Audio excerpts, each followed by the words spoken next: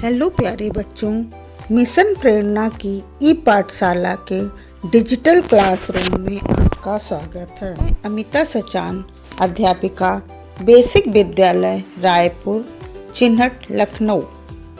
बच्चों, आज हम कक्षा 7 की पाठ्य पुस्तक आओ समझे विज्ञान के पाठ 11 पौधों में जनन या प्लांट्स ऑफ रिप्रोडक्शन के भाग 1 के बारे में जानेंगे।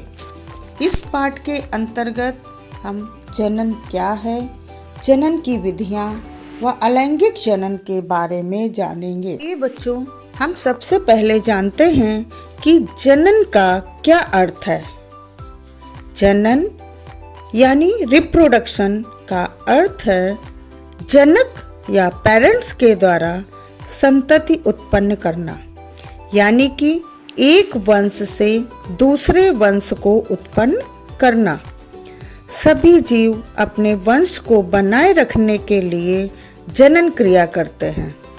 माता पिता जनक से संतति का जन्म जनन कहलाता है।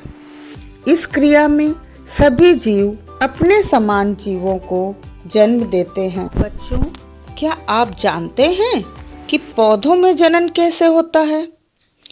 पौधों में जनन विभिन्न विधियों द्वारा होता है, जिसके बारे में हम इस अध्याय में जानेंगे। बच्चों, अधिकांश पौधों का शरीर जड़, तना तथा पत्तियों से बना होता है। ये पौधे के कायिक अंग या वेजिटेटिव पार्ट्स कहलाते हैं। एक निश्चित अवधि तक वृद्धि के पश्चात पौधों में फूल निकलते हैं। ये पौधे के जनन अंग कहलाते हैं। इन्हीं फूलों से फल तथा बीज बनते हैं, जिनसे अगली पीढ़ी का जन्म होता है। कुछ पौधों की शाखाओं को रोपण करके भी नए पौधों का निर्माण होता है। आइए बच्चों, अब हम जनन की विधियों के बारे में जानेंगे। पौधों में पाए जाने वाले जनन को निम्नलिखित 2 प्रकार से बांटा जाता है: अलैंगिक जनन या एसेक्सुअल रिप्रोडक्शन, दूसरा लैंगिक जनन या सेक्सुअल रिप्रोडक्शन। अलैंगिक जनन में पौधे के किसी भी भाग जैसे जड़, तना, पत्तियों से नए पौधे उत्पन्न होते हैं। इस क्रिया में बीजों का उपयोग संतति बढ़ाने में नहीं होता है, जबकि लैंगिक जनन में नए पौधे बीजों के द्वारा ही उगते हैं।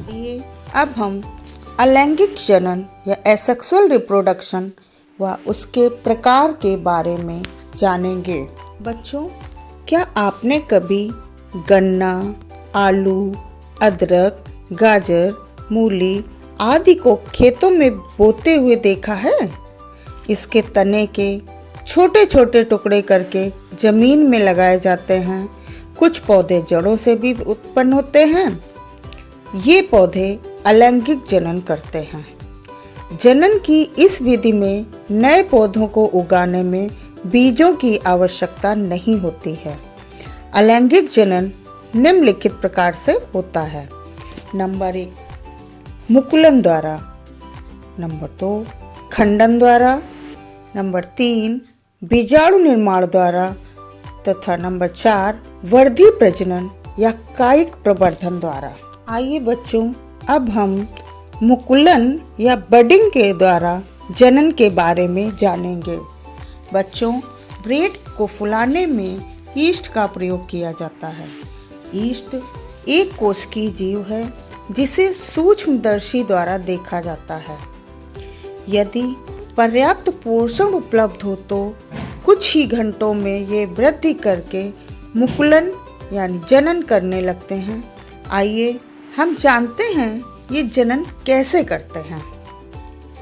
अंकुर यानी बड का अर्थ है छोटा पौधा। मुकुलन की प्रक्रिया में एक छोटा अंकुर जनक जीव के शरीर पर विकसित होता है और समय आने पर नए जीव के निर्माण के लिए खुद को जनक जीव से अलग कर लेता है। जैसे हाइड्रा और ईस्ट में मुकुलन होता है। ईस्ट कोशिका से छोटा सा उभार निकलने लगता है जिसे मुकुल या कली कहते हैं। मुकुल धीरे धीरे वृद्धि करके अपनी मातृ कोशिका से अलग हो जाता है और नई ईस्ट कोशिका बन जाता है। मुकुलन की क्रिया इतनी तेज होती है कि नवीन मुकुल अपनी जनक कोशिका से बिना अलग हुए ही एक श्रृंखला में पाए जाते हैं। ये बच्चों, अब हम खंडन या फ्रेगमेंटेशन द्वारा पौधों में जनन के बारे में जानेंगे। बच्चों, आपने तालाबों में हरे रंग के फिसलन जैसे कुछ गुच्छे तैरते हुए देखे होंगे। ये काई या शैवाल कहलाते हैं। इनके तंतु अनेक खंडों में टूट जाते हैं जिसे खंडन या फ्रेगमेंटेशन कहते हैं। खंडन बहुकोशिकीय जीवों या पौधों में होता है। इस प्रक्रिया में बहुकोशिकीय तंतु परिपक्व होने पर 2 या अधिक टुकड़ों में बढ़ जाते हैं। प्रत्येक खंड या टुकड़े से नए नए पौधे का निर्माण होता है। स्पाइरोगाइरा तथा यूलोथ्रिक्स आदि शैवाल इसी विधि से प्रजनन करते हैं। तो अब हम समझेंगे बीजाणु निर्माण द्वारा प्रजनन के बारे में।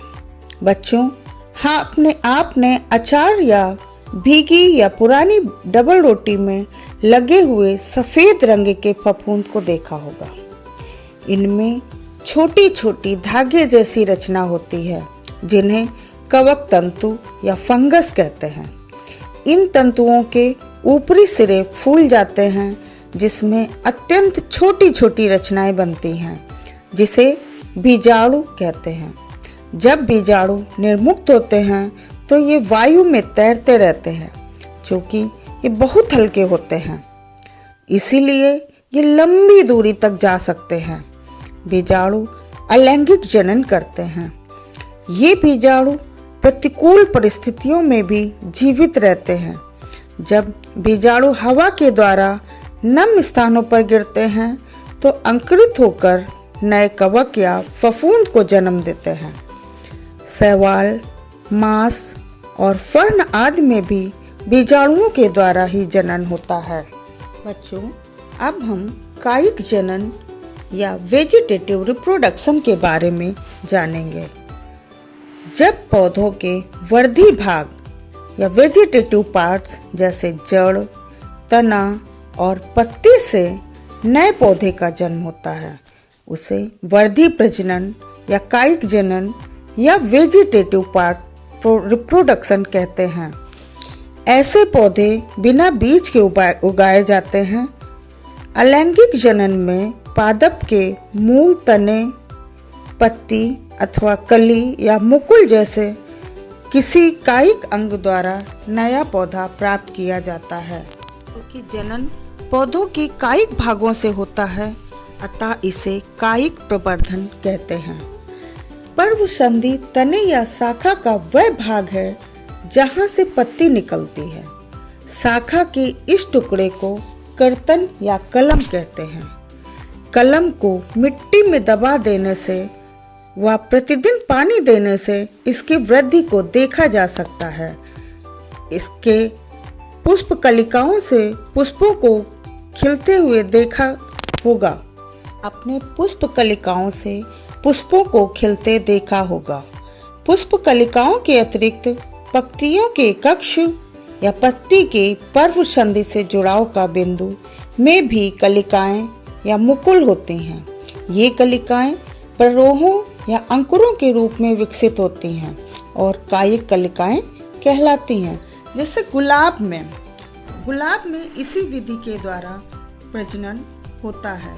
कली में एक छोटा तना होता है जिसके चारों ओर अपरिपक्व पत्तियां एक दूसरे के ऊपर अभ्यरोपित रहती हैं।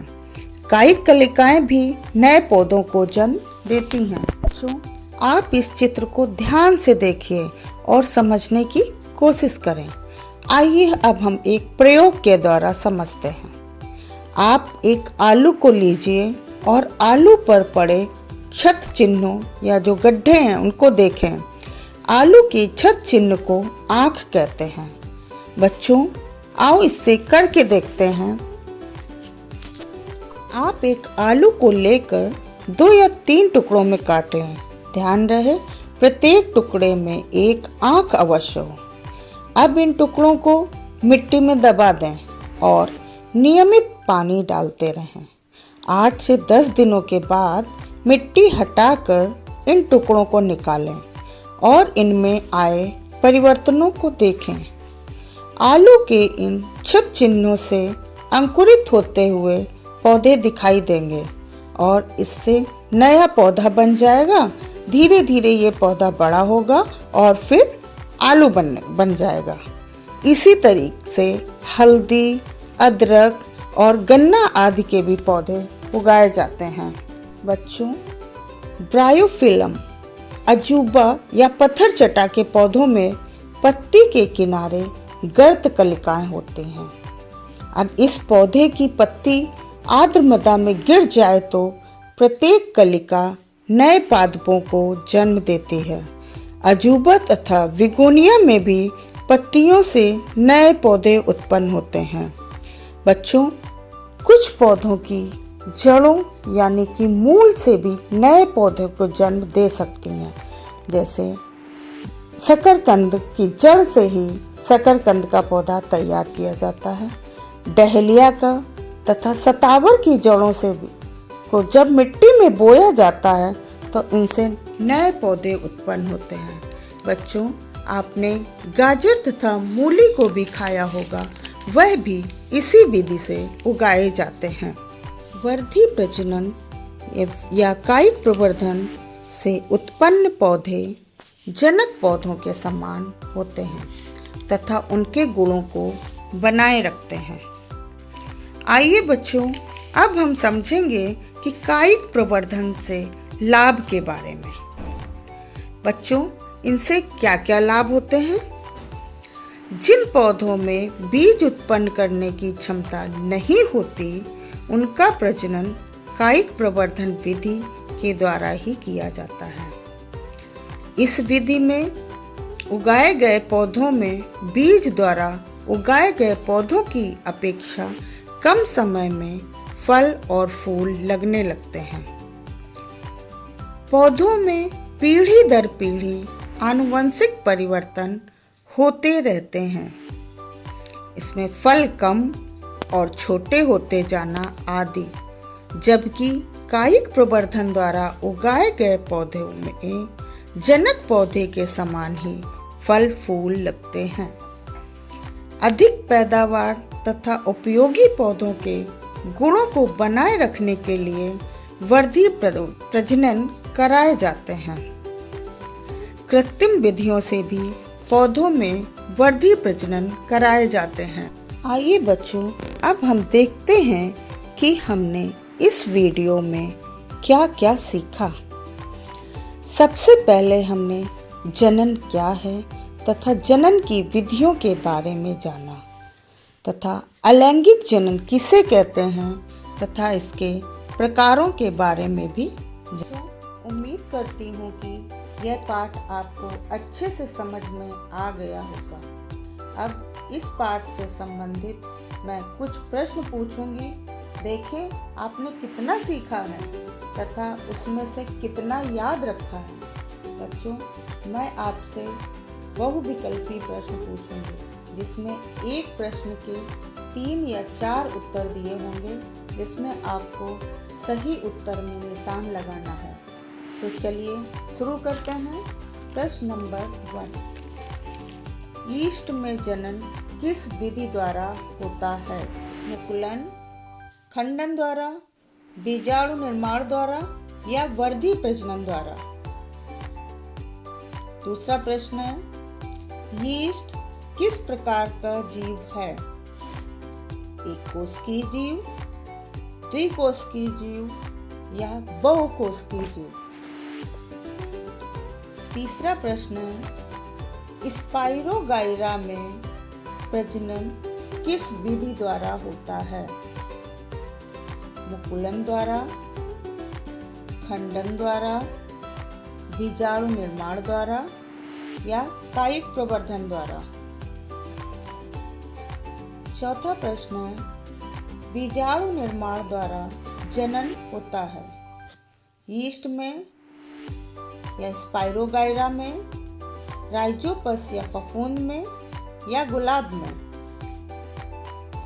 पांचवा तथा अंतिम प्रश्न है, अजूबा अपने जिस भाग द्वारा जनन करता है वह है जड़, तना, पत्ती या फूल। बच्चों, इस भाग में हमने पौधे के जनन तथा जनन की विधियां, अलैंगिक जनन, लैंगिक जनन व अलैंगिक जनन के प्रकार के बारे में जाना। बच्चों, अब इस भाग को यही समाप्त करते हैं। अब फिर मिलेंगे अगले भाग पौधे में जनन भाग 2 में।